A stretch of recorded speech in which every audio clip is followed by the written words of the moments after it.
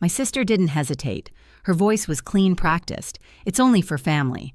I stood there with my phone pressed to my ear, realizing I'd just been uninvited from my parents' anniversary party, the one I helped pay for. In one sentence, I stopped being a daughter and became an inconvenience. I didn't argue. I didn't cry. I felt something colder settle in. Because if I wasn't family anymore, I wasn't obligated either, and the choice I made next would unravel everything they thought they controlled. Before I tell you how it unfolded, tap like comment where you're listening from. If you felt erased, share it. My name is Larissa. I'm in my mid-30s and I make my living as a freelance photographer. Nothing flashy, no company name worth dropping, just me, my camera, and long hours chasing light that feels honest. I've always liked work where results speak quietly for themselves. Maybe that's why my family learned early on that I wouldn't make noise even when I was carrying more than my share. From the outside, my family looked steady, respectable, the kind neighbors described as close. Holiday cards on the fridge, framed photos lining the hallway, smiles that knew how to hold for just long enough. Inside, though, roles were fixed early. My sister was the one everyone talked about. Talented, charismatic, the center of every story. My brother was the planner, the voice of reason, always explaining why things were the way they were. And then there was me, reliable, quiet, the one who made problems disappear without asking to be seen doing it. Money was how I helped, not because anyone demanded it outright, but because the need was always implied. A message about repairs that couldn't wait, bills that stacked up faster than expected, a rough patch that would only be temporary. I sent payments the way some people send apologies quickly, instinctively without wanting credit. Every transfer felt like proof I belonged. Like if I kept the foundation solid, no one would question my place in the family. Gratitude came in small doses. A brief thank you, a soft, "you're a lifesaver." Then the subject would change. No one asked how it felt to always be the one filling the gap. No one wondered what it cost me to stay that dependable. I told myself that's just how families work. Someone has to be the steady one. When my parents' anniversary started coming up, I heard about it sideways.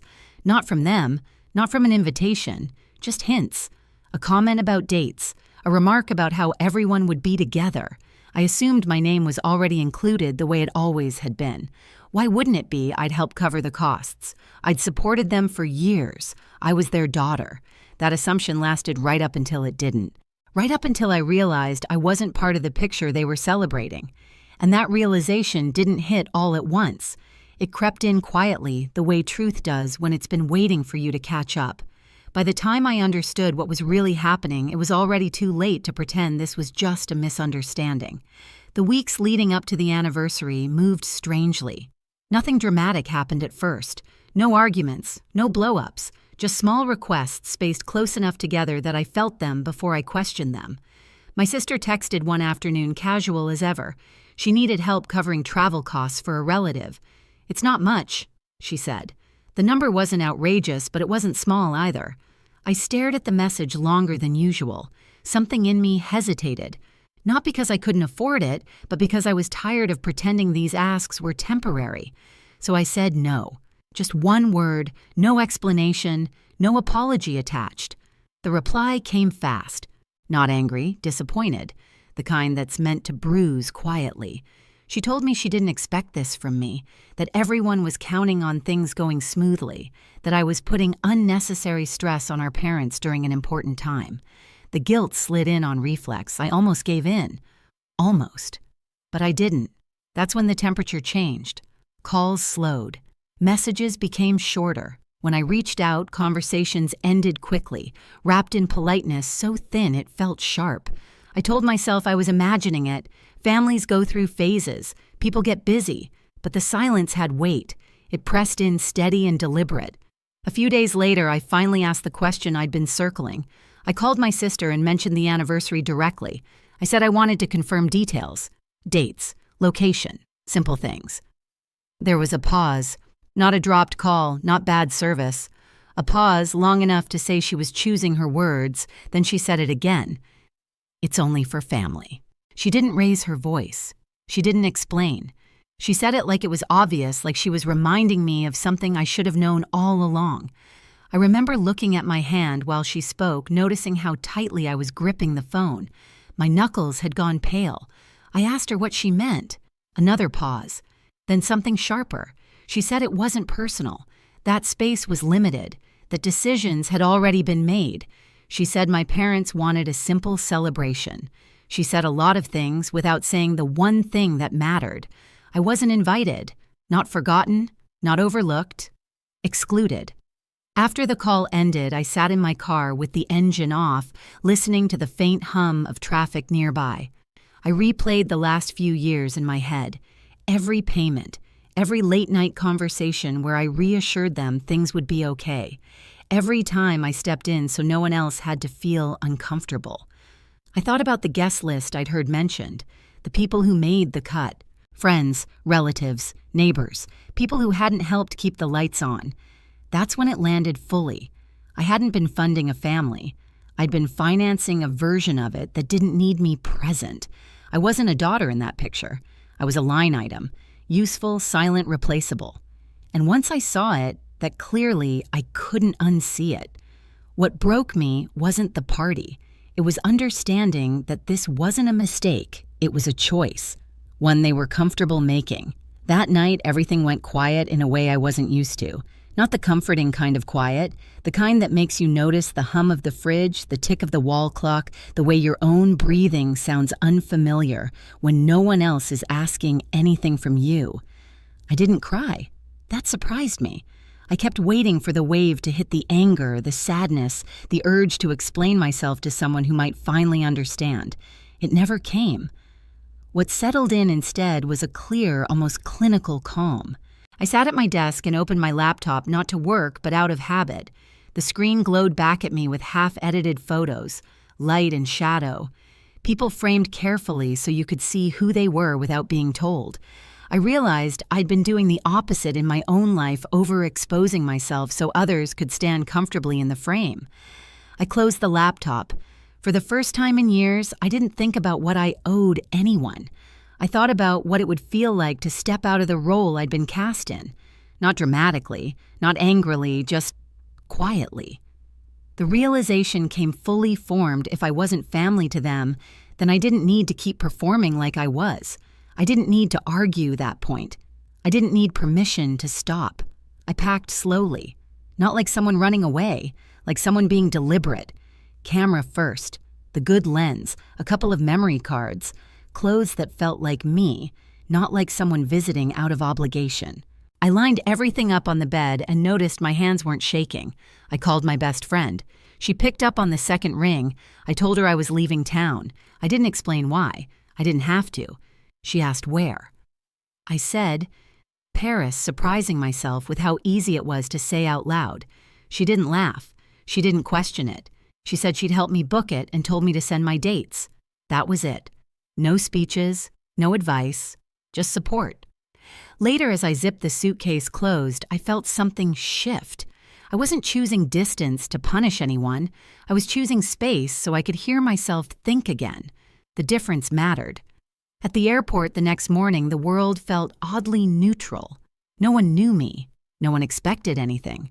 I boarded the plane surrounded by strangers and felt lighter than I had in years. As the city shrank below the window, I didn't feel like I was leaving something behind. I felt like I was finally stepping towards something I'd postponed for too long. This wasn't revenge. Not yet. It wasn't even defiance. It was the first boundary I'd ever set without explaining myself. And once that line was drawn, I knew things wouldn't go back to the way they were. Because the version of me that kept everyone comfortable at my own expense didn't fit anymore. The anniversary weekend arrived quietly for me. Paris woke up without knowing anything about my family. Lights slid between buildings. Scooters rattled past cafes setting out chairs. I stood at the window of my small hotel room, coffee warming my hands, and felt something unfamiliar settle in permission. No one here needed anything from me. No one was waiting to see what I would cover, fix, or smooth over. Back home, the party was already in motion. I didn't see it, but I could picture it perfectly. My mother would have insisted on white linens. My father would stand a little too stiff in his jacket, smiling for photos. The room would be filled with people who knew our family just well enough to admire it. A band in the corner, glasses clinking, laughter rising and falling on cue, and one chair missing. I hadn't planned anything dramatic. That part matters. I didn't wake up intending to make a statement. I didn't craft a message or rehearse a line. I went out that afternoon and did what I always do when I'm somewhere new. I walked until something caught my eye. The river looked like brushed metal under the late sun. Couples leaned against the railing. A street musician tuned his instrument testing notes softly. I lifted my camera and followed the light frame by frame. I wasn't trying to capture perfection. I was looking for honesty. Later, back in my room, I edited a few shots. Nothing heavy. No captions explaining my choices. No references to home. Just images of where I was and how it felt to breathe there. When I posted them, I wrote a simple line about chasing quiet moments and letting joy take its time. That was it. I put my phone down and went to dinner alone. The restaurant was small, tables close together. The smell of bread and butter hung in the air. I ate slowly, listening to conversations I didn't understand, watching people live their own stories without intersecting with mine. For once, solitude didn't feel like absence. It felt like space. Back at the party, my absence started to echo. At first, it was subtle. A cousin leaning over to ask my mother where I was, a neighbor glancing around the room confused, someone assuming I'd arrive late. My mother smiled through it, offering vague answers. She's busy. Work stuff. The kind of explanations that sound reasonable until they don't. Then someone pulled out their phone. My post reached the room without context. Paris at dusk, coffee by a window, light falling exactly where it should. The question didn't come out loud right away. It passed from person to person, soft but persistent. Why isn't she here? My sister noticed the shift before anyone said anything directly. She kept adjusting things, straightening place cards, checking on the band, smiling too brightly. Control was her comfort, and control was slipping. By the time dinner was served, the room had changed temperature. Conversation stalled. Laughter didn't land the way it was supposed to. Someone asked my mother outright why her daughter wasn't celebrating with them. My mother's answer wavered. She smoothed it over, but the cracks were visible.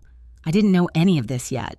I was walking back to the hotel, the city warm around me, when my phone started vibrating. I let it ring. The second call came seconds later, then a third. I stopped on the sidewalk and watched the screen light up. Home. I didn't feel panic. I felt curiosity. I waited until the calls stopped before I went inside. The first message was from my mother, short, urgent. She asked me to call her as soon as I could. No explanation, just a plea wrapped in politeness. I waited. When I finally answered, her voice cracked before she finished saying my name. She told me people were confused. She said guests were asking questions. She said things were getting out of hand. I listened without interrupting, leaning against the window, watching headlights move along the street below. Then she said it. She said my post had caused a scene, that people were talking, that some had left early. She asked why I would do this to them. I asked her what exactly I had done. There was a pause. She said I knew what she meant, that I should take it down, that I should help them smooth this over. I didn't raise my voice. I didn't accuse her. I just said I hadn't mentioned the party. I hadn't mentioned them. People were reacting to what they saw, not to anything I said. She didn't have an answer for that. The call ended with her asking me to think about the family. Minutes later, my sister called.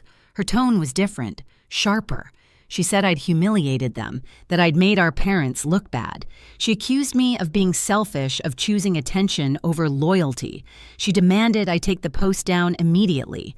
I asked her when she'd decided I wasn't family. She tried to talk over me, telling me I was twisting things, that I was being dramatic, that this wasn't how adults handle conflict. I waited for her to finish. Then I said it, quietly, clearly. Do we even know each other? She went silent. Not stunned silence, exposed silence. The kind that comes when someone realizes the script they've been using no longer works. She hung up without answering. My brother was next. His call came with structure. He told me I'd escalated something manageable. He said I should have come to them privately. He talked about image consequences, professionalism. He said my post could affect people in ways I hadn't considered. I told him I'd been considering them for years, through payments, through patience, through silence. I told him I was done being the solution to problems I didn't create. He sighed, the way he does when he thinks reason should win. He told me I was blowing things out of proportion. An hour later, he posted something vague online about priorities and loyalty. The comments didn't go where he expected. People asked why I wasn't invited if I'd help pay. People asked why family meant conditions. He didn't reply. The calls stopped after that. I slept that night with the window open. The city hummed, unconcerned with my family's discomfort. In the morning, sunlight traced a clean line across the floor. I felt rested. Not triumphant, just settled. Back home, the party unraveled quickly once the questions started. People left without saying much. The band packed up early. My parents were left with centerpieces and uneaten cake. The version of the evening they'd planned didn't survive contact with the truth. I didn't gloat. I didn't follow updates. I let distance do the work I'd been doing for everyone else all along. Later that day, my phone buzzed again. My mother's name lit the screen. This time, her voice was smaller. She asked me to come home. She said they wanted to fix things. She said they wanted everything back to normal. Normal, I realized, had always meant me paying and disappearing. I told her I wasn't angry. I told her I was just finished pretending. I said I was building something different now. She cried. I didn't move. When the call ended, I stood by the window again. Boats drifted along the river, steady and unbothered. I thought about how many times I'd stayed quiet to keep peace that only flowed one way. The confrontation hadn't been loud. There was no shouting match, no dramatic walkout. Just a few words spoken honestly, and a silence that finally did what my explanations never could. The days after that felt strangely light. Not easy, but lighter. The noise thinned out on its own. Messages slowed. Calls stopped coming in clusters. What remained was quiet that didn't demand anything from me. Back home, the story settled into something people could understand. Not rumors, not drama, just facts. I wasn't invited. I'd helped financially. Questions answered themselves. Friends of my parents grew distant, polite in a careful way. Invitations stopped arriving. Conversations shortened. The image my family had relied on no longer held without effort, and no one wanted to keep propping it up. My parents reached out again, softer this time. They said they wanted to reset. They didn't say sorry. They didn't acknowledge the exclusion. They just wanted things to feel familiar. I understood what they were asking for. Familiar had always meant my silence and my support. I didn't give them either. I stayed in Paris longer than planned. Not to avoid anyone, but because work started to find me there. A small gallery asked to see more. A magazine editor wrote to say my photos felt honest, like they weren't trying to impress anyone. I booked shoots. I answered emails that were about art, not obligation. When I thought about my family, it no longer felt sharp. It felt distant, like an old role I'd outgrown. I hadn't destroyed anything. I'd stepped out of a pattern that erased me. Peace didn't arrive with applause. It arrived quietly in mornings that belonged to me and work that asked for vision instead of sacrifice. For the first time, the aftermath wasn't something I had to clean up. I didn't win against my family. I didn't take anything from them. I simply stopped shrinking so they could stay comfortable. That was the real shift. Family isn't supposed to feel like a debt you keep paying just to stay included. And boundaries aren't punishment. They're clarity. If you've ever been excluded by the very people you kept showing up for, I want you to know this. Choosing yourself doesn't make you cruel. It makes you accurate. If this story hit close to home, share your experience in the comments and subscribe so you don't miss the next one.